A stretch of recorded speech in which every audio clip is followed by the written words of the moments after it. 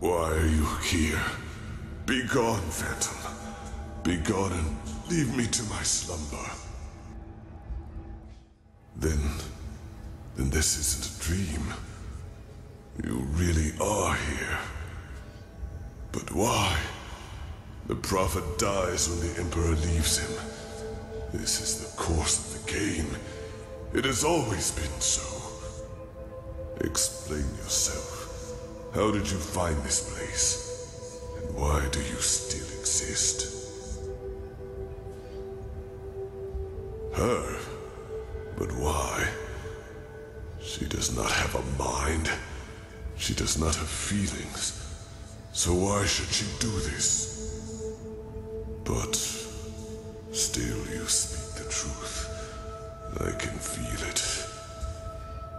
Then could it really be that the unlikeliest of all eventualities has become reality and brought you here?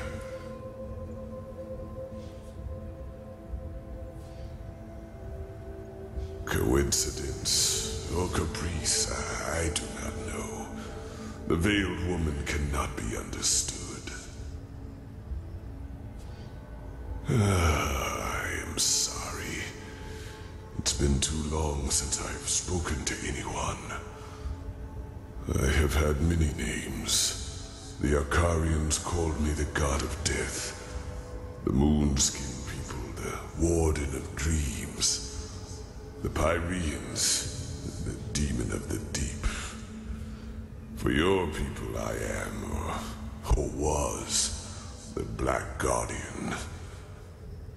Pompous names, I know. However, I am none of these, neither god nor demon. I am only an eye, condemned to observe again and again. As you measure time, older than your most daring chronicles go back, by far. I have seen them all, since our people fell. Every civilization, every cleansing, every turn of the cycle.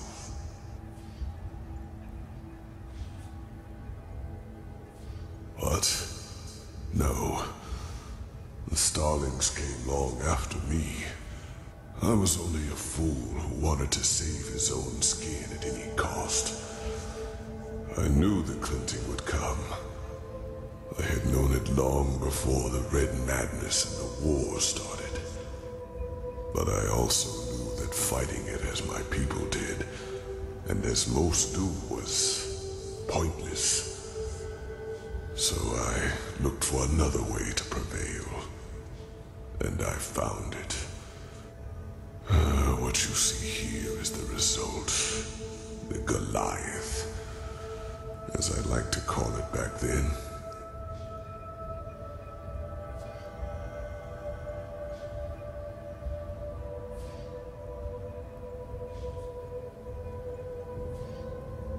What is it? My self-dug grave.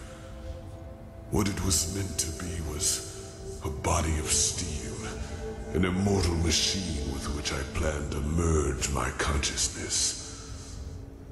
Only organic life could be reaped by the High Ones, and I thought that by becoming a machine, I could fool them. By the name of the sun, how brilliant I thought myself. I wanted to become a god, laughing in the face of time. But let me spare you my self-pity. What happened, happened.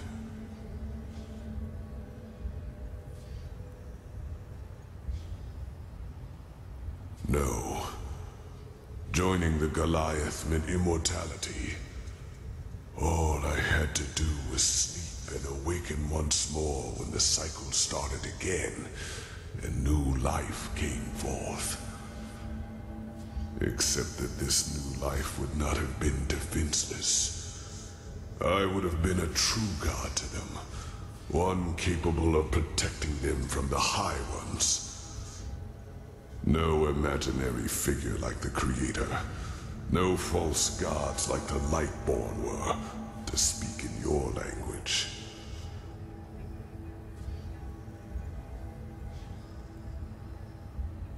As the only one of my people, yes. But it happened faster than it should have. And when the cleansing occurred, the Goliath was not yet finished. And as the Emperor unleashed the light, I had no choice but to complete the joining too early. A fatal error, as it turned out. I did survive, yes. But I am trapped inside this unfinished machine. And ever since then, all I can do is watch. Again and again.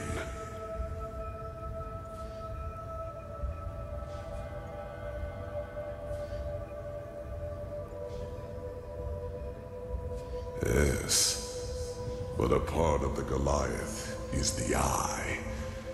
It allows me to see what happens on the surface everywhere. Not as literal as you imagine, of course. I see schemes, feel emotions, similar to your gift, to the Echo, but they are enough to understand. Yes, it was not how I planned it. The Goliath in its final form was meant to be divine, a synthesis of man and steel. But I overestimated myself, and I acted too quickly, driven by fear.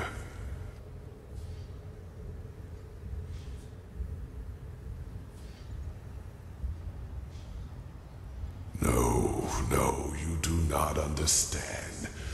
You are stumbling through the fog, even now that it is almost over. By themselves, the High Ones are not the problem. If we would just see them as they really are, they would become powerless. Yes, it is hard to put into words.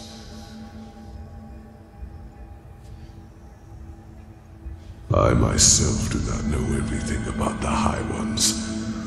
Only that they are part of something we call the cycle. The civilization arises and blossoms, and then, always at the same stage of their development, the High Ones appear, and with them, the Red Madness. People start losing their minds, wars erupt, and chaos rules. Until 2 or 3 years later, the cleansing happens. The moment when the High Ones devour the collective consciousness, the gathered minds of this civilization, to give birth to a new one of their own. Despite all of this, nobody knows what drives them.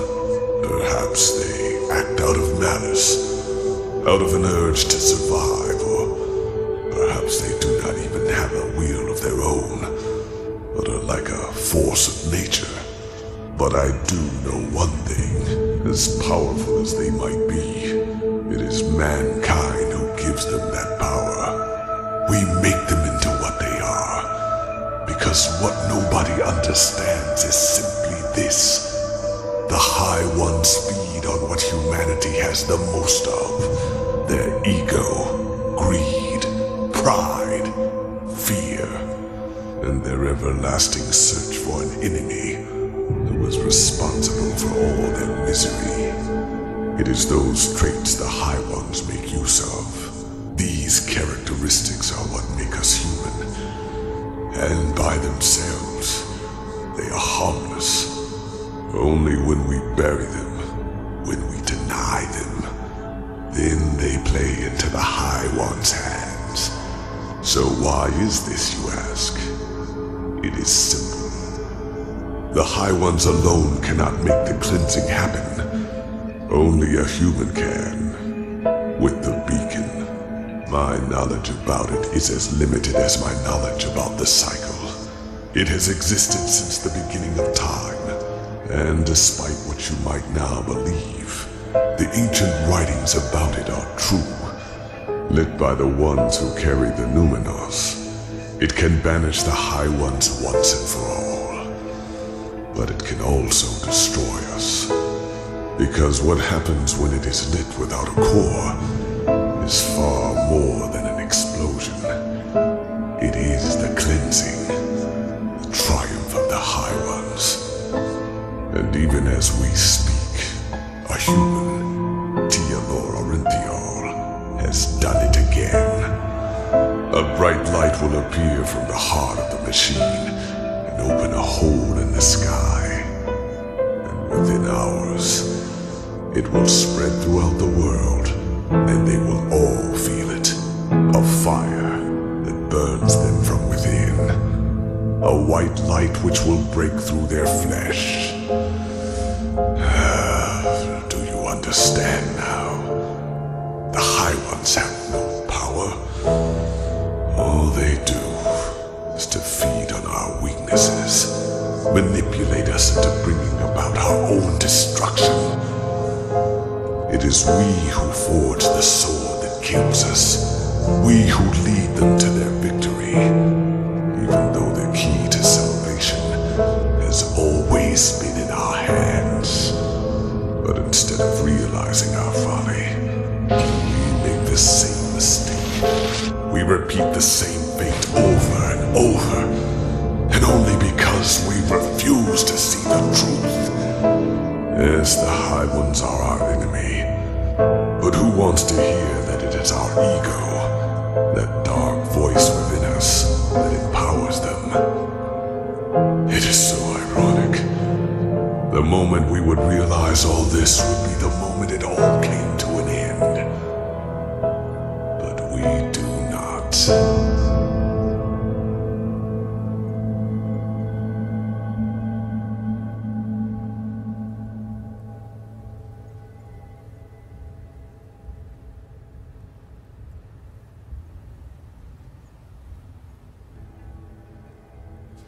They reap, we sow. Dreams, thoughts, visions, they are everywhere, but the principle is always the same. They throw a tainted seed into a fertile ground. The rest happens by itself.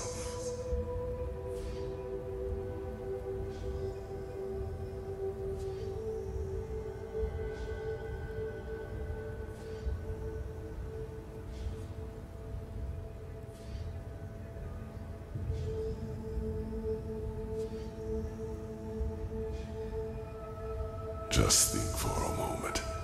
When did the High Ones ever do anything other than manipulate you? Did they ever physically influence any events? They incited the Naramis to march against you, and time and again confirmed the righteousness of both your causes. All they told you, all they showed you, was what you wanted to hear, and what you wanted to see. And yes, if you, Tialor Enthial, his order, and the Neramis had never acted, the cleansing would never have happened.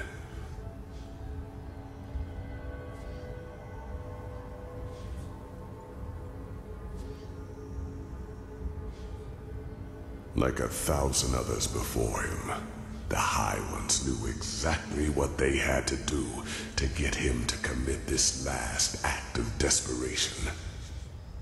They played him with his weaknesses and fears, like a figure on a chessboard. And the saddest part is that until the very end, he will believe that he has done something good.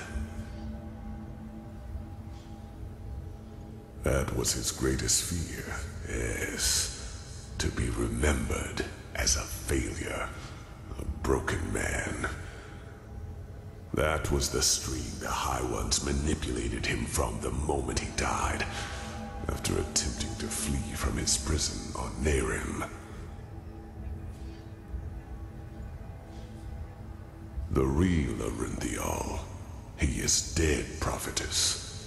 He is a fleshless one of the mightiest tools of the High Ones. Just as you are.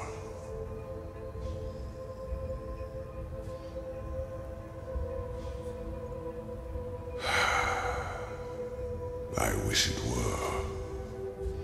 The methods of how the High Ones influence us are plentiful, and the red madness and their ability to enter our dreams are not their only means. Their mightiest tool is the creation of projections, fleshless ones, or emissaries, as they are also called. If a person dies, and if this person has one last unfulfilled wish, a compulsion, then the High Ones have the power to create a projection of him, an immaterial image of the deceased, which thinks itself real and is perceived as such. What no one notices, not even the projection itself, are two things. Firstly, it is driven by this last unfulfilled desire. Secondly, it becomes an idealized version of its former self, almost tailor-made to free itself from the last compulsion, that ultimate scourge. The daughters of fishermen become warriors. Broken generals become charismatic and driven leaders who seem almost too determined to be real. You are one of these projections, as are all of the emissaries. You are a fleshless one, a spirit searching for liberation from something. I do not know your past before you came to this land, because before you became the prophetess, you were insignificant. But what happened to you and your friend on that ship? You never survived it. You drowned in the Red Sea, and in that very moment, the High Ones entered your mind and made you into what you are today. And other than myself, the High Ones knew your compulsion, knew the desire that drove you. Whatever it was, it made you predictable, and it allowed them to play you, just as they played Arinthiel and Korak. Do you see it now? Every dream the High Ones sent you, every time they appeared to you, they all had but a single purpose: to feed your self-image, to push you in a certain direction. They wanted you to play the game for their purposes, and they succeeded. You read the echo of the future, as other prophets did before you. You helped Arinthiel reconstruct the beacon, and led him to the Numinos. When he saw that it would be taken away from him at the very last instant, his fear of failure led him into doing what he did.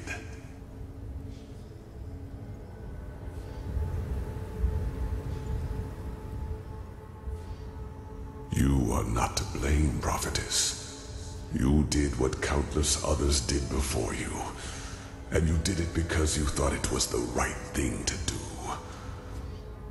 Only one thing is different.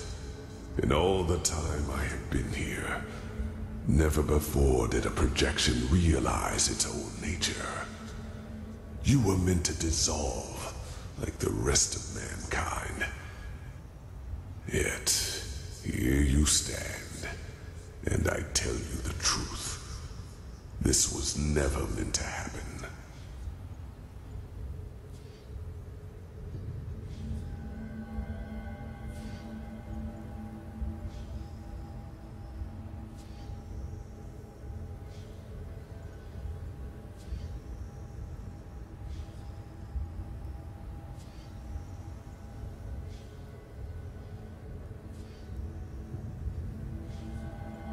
The Starlings, in their time, were called the Yalam Rashe.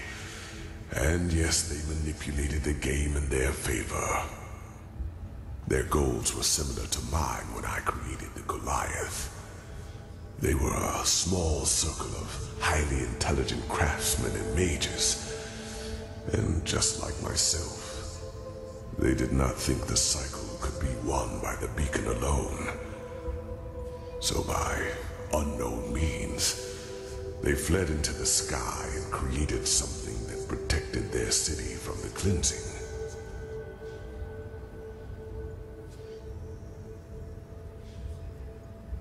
Yes, but knowledge about their history is sparse, since the Star City was almost beyond the reach of my eye. But I know that its first centuries were glorious. The Yalam Rashe lived in harmony, and their society was the pinnacle of all that mankind could be. With time, however, their population grew. They became too numerous for their small city, and so they invented their golden rules, which were supposed to control their growth. Having children was regulated now, and those who were found guilty of a crime were punished heavily. The worst sentence was being exiled. The convicted were robbed of their memories and sent back to Earth. This is where the starlings of your world come from, do you see? And this is why they all feel this longing to return to a far distant place in the stars. It is an ancestral memory. I do not know. As I said, my knowledge about the starlings was always limited. All I do know is that one day they were gone. I could not feel them anymore. By that time, their society had become but a shadow of what it once was. But whether they destroyed themselves or left for someplace else, I will never find out.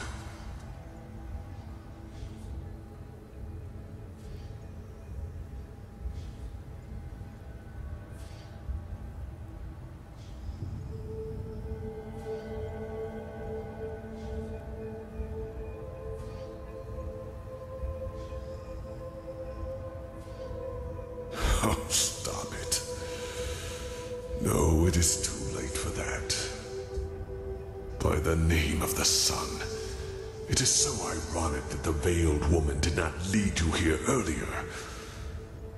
It is over, prophetess. You are strong, but regardless of how long your power can protect you from the light of the cleansing, eventually you will dissolve too. Even if... Wait. No. Maybe you are right. Maybe there is a way. But no, it would be pointless. Forgive me, I have to think. Yes, there could be a way.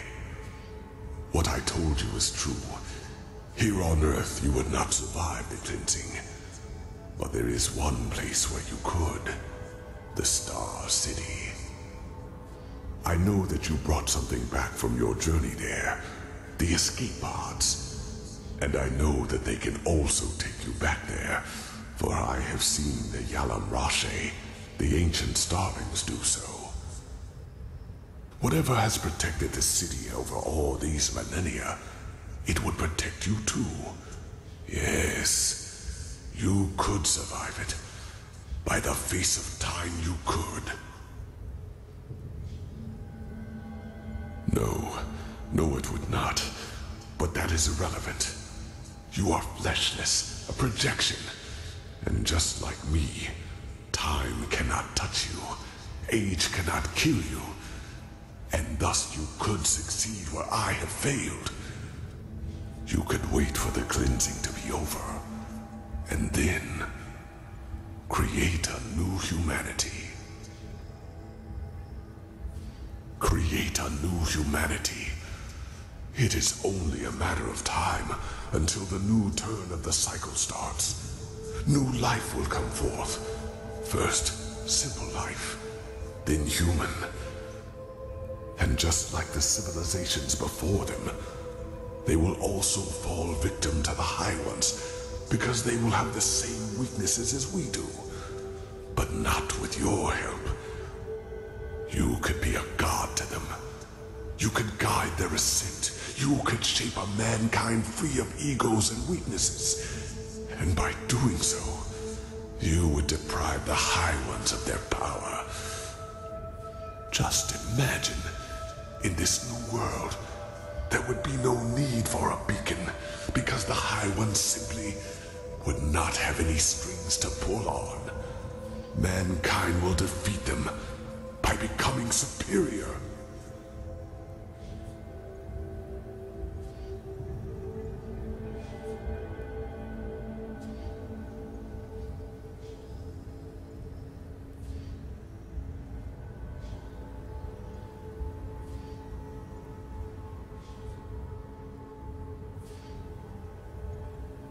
Yes, because that old starling did harm to the city by trying to destroy a crystal.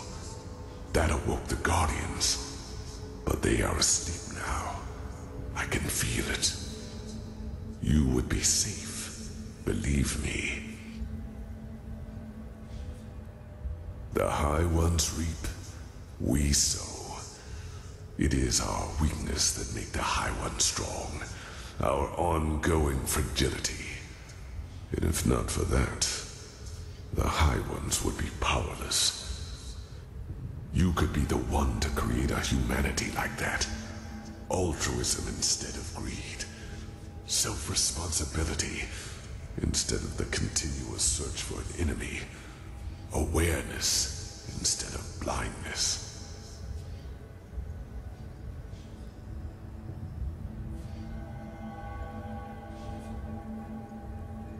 The Lightborn tried to force their ideals onto an already rotten people, just like the Pyrean Sun Priest and the countless false deities before them. You cannot save a tree whose roots have already withered, but with you as a deity to lead this new mankind, it would be entirely different. You could completely change what it means to be human. And would it not be presumptuous to rob the world of this chance? Simply because you are afraid of failing? Believe me, I would give a lot for this chance.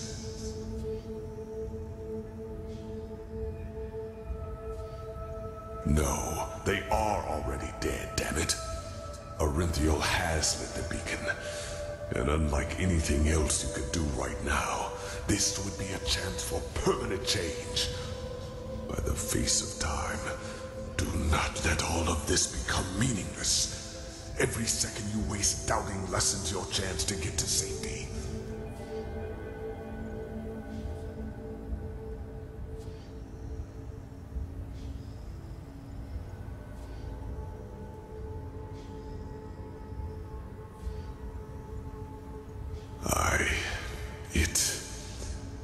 It means a lot to me to hear you say that. What is important now is that we act quickly.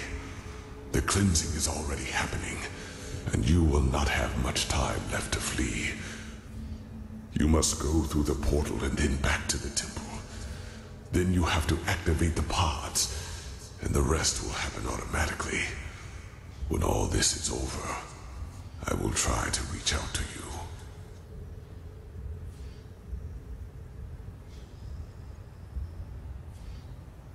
He is.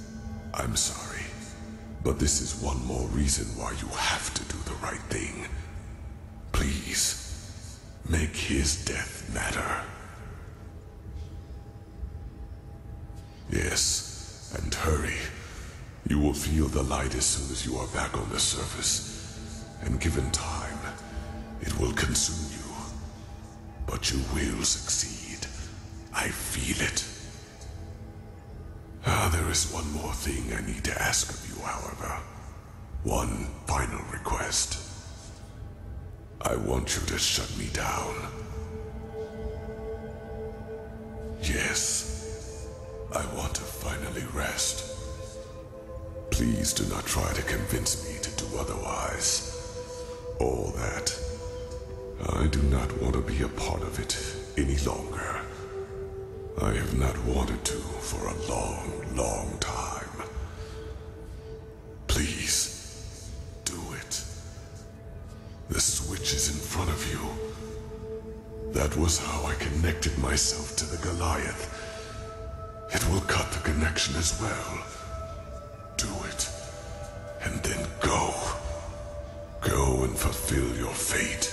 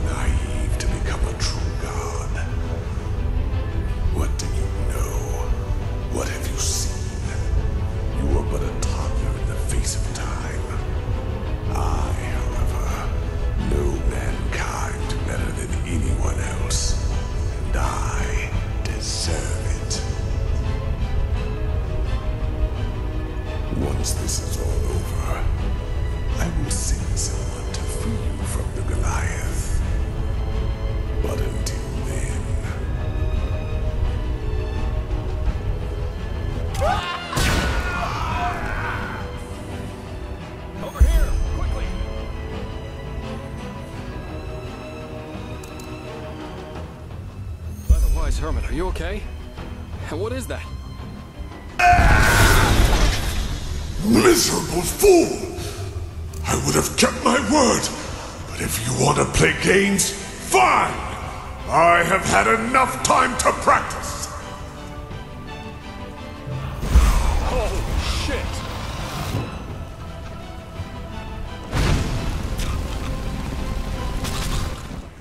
That doesn't look good! Place is Get away from the runes! And I will take what I deserve!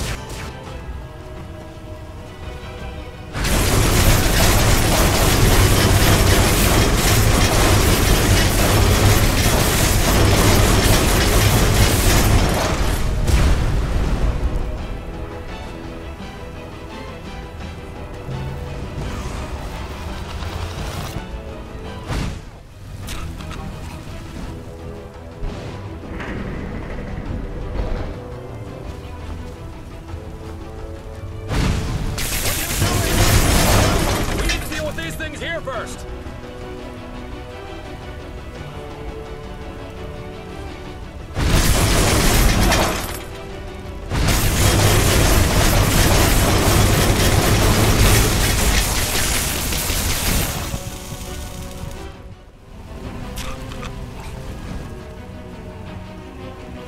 Now, attack the generators.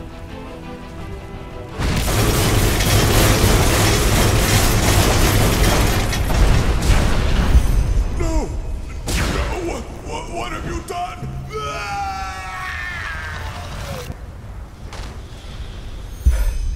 I guess the explanations will have to wait.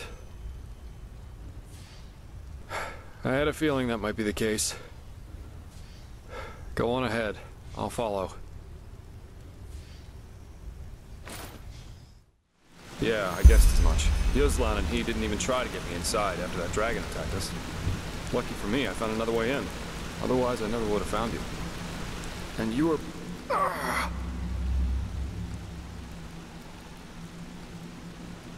My skull, it feels like it's on fire. This must be the cleansing. If this is how it feels down here, then fate have mercy on those who are on the surface. Then the Black Guardian was right. You're here, right before me, and... Huh. I guess so. So, what now?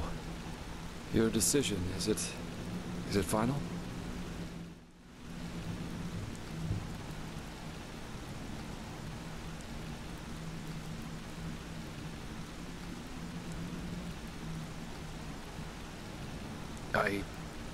I don't know. But there is a secret passage into the south quarter. If I can reach the Mair there, I might be able to flee to one of the islands. I think I can make it. Somehow. Oh, of course. Who better to answer that question than a philanthropist like me? But if you insist, I think the Black Guardian was right, though. Sacrificing yourself, it would be pointless. Even if I somehow managed to escape the explosion from the beacon, how do we know that those other people Orenthiel put so much faith in would even believe me? You said it yourself, people want to be deluded. That's what makes the Highlands so strong. But to create a new world, as bizarre as all this sounds, I think it would be our best chance. But then again, I guess you shouldn't listen to me. Probably the only reason I say that is because I don't want to lose you. Unlike you, I wouldn't live to see this new mankind, but still, it would be something. Something precious.